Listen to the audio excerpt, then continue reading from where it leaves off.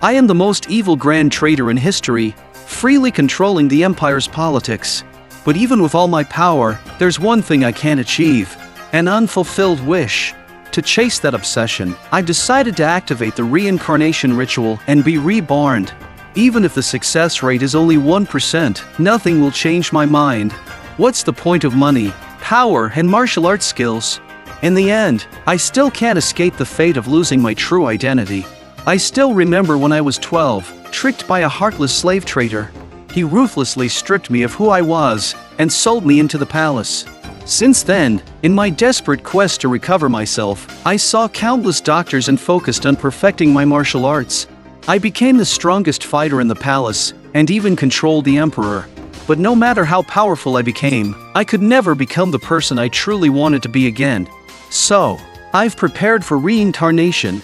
In my next life, I will fulfill that unfulfilled wish, to live a life where I have control over my own fate.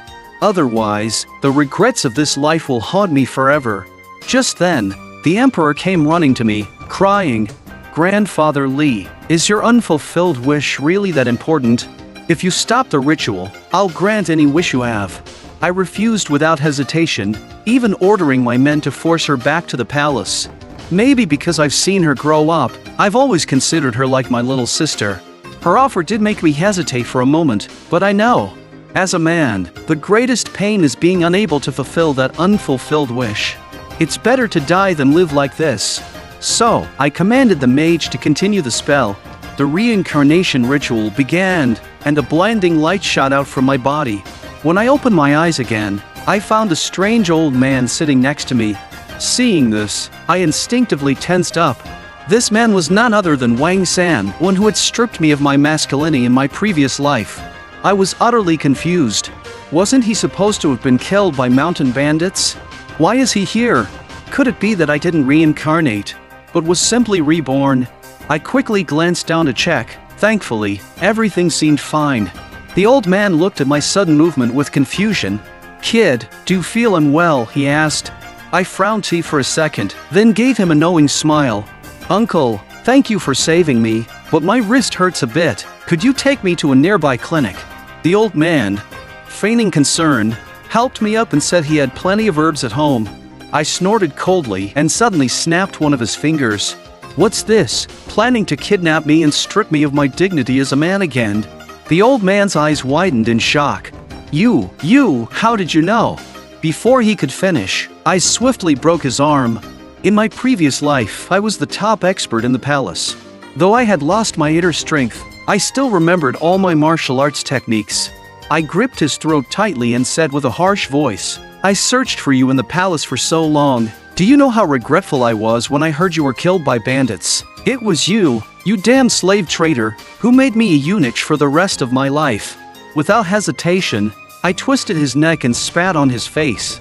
In my previous life, I had wealth and power but couldn't enjoy them. But in this life, I'll make sure it's different. I've decided to live for real enjoyment. 2 months later, I was climbing to the peak of Mount Kong Tong. For that deep, buried desire in my heart, I was determined to press on. In this world, nothing excites me more than genuine affection and mutual admiration. Sure, I could throw money at my problems, but I refuse to let decades of celibacy be replaced by something so shallow.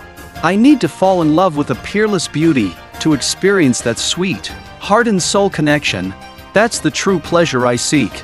So now, the most important thing is to accumulate wealth and fame. The reason I'm here at Mount Kong Kong is to join the Kong Tong sect, which is based on Taoism. This sect merges Confucianism, Buddhism, and Taoism into its martial arts. It's a well-known righteous faction in the martial world. Once I join and gather the right information, I'll soon become a major hero in the martial arts world. Just thinking about it made me smile. A moment later, I finally reached the gates of the Kong Tong sect.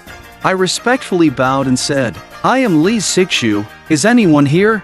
Hearing my youthful voice, the old Taoist looked a little surprised. A child daring to climb Mount Kong Tong in the dead of winter?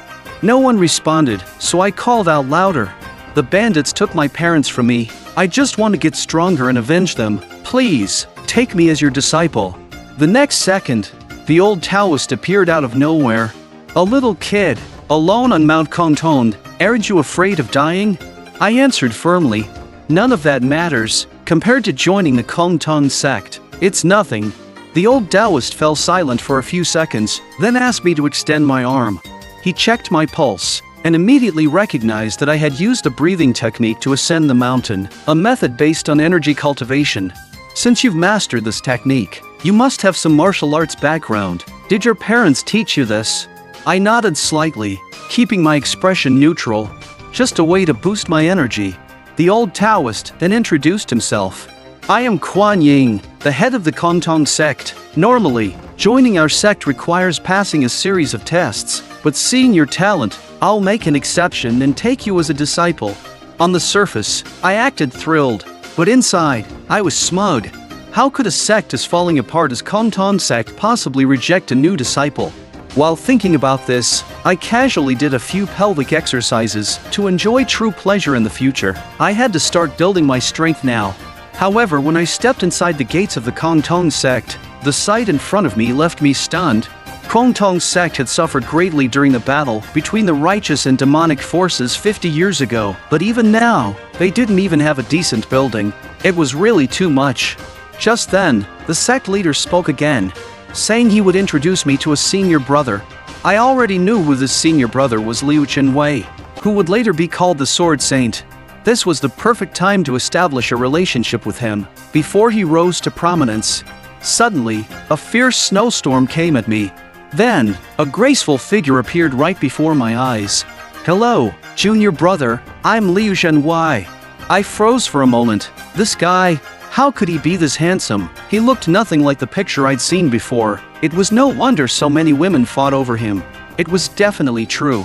Suddenly, I felt a pang of anxiety. If this keeps up, would all the future beauties end up with him? I couldn't help but let out a bitter laugh. Liu Chenwei seemed to notice something was off with me and asked with concern, "Are you feeling unwell?" I casually waved it off. Just a bit shy, but deep inside, I was silently praying, "Please tell me his masculinity is only 3 centimeters. Then, Liu Chenwei suddenly grabbed my arm. "Come with me, I'll show you around the sect." He pulled me along like a kite on a string. Though I felt a bit uncomfortable, I still followed him, but eventually, I couldn't take it anymore and forcefully shook off his hand. "Senior brother, let go!" I couldn't help but shout. Liu Chenwei was stunned for a moment, then looked a bit embarrassed. It's my first time having a junior brother. I got too excited. Did I scare you? I quickly apologized. Sorry, I overreacted. My bad. Now wasn't the time to dwell on things. I had to maintain a good relationship with Liu Chenwei. He smiled and started telling me about the history of the Kong Tong sect. Apparently, after the righteous demonic war, the sect was left with just the Xuanwan Palace, where the sect leader lived, and the Qingyun Pavilion where the disciples stayed. But don't worry, Liu Chenwei said confidently, Kong Tong sect won't fall into decline. When the demon sect attacked us, no one expected them to strike Kong Tong sect first. He continued. I suddenly interrupted him. Senior brother, I understand you want to tell me about the sect's history, but could you keep a little distance? I'm kind of shy. Liu Chenwei's expression froze, a bit of disappointment showing on his face. Oh, sorry. Seeing him look down, I quickly stepped forward and added, Senior brother, please continue with the history of Kong Tong sect. Hearing this, Liu Chenwei laughed happily, while I wore a smug expression. It's easy to flatter a boy my age. All you need to do is say what they want to hear. But to my surprise, Liu Chenwei seemed a bit too excited and without realizing it, put his arm around my shoulder. In broad daylight, 2 boys linking arms like that, what in the world was happening?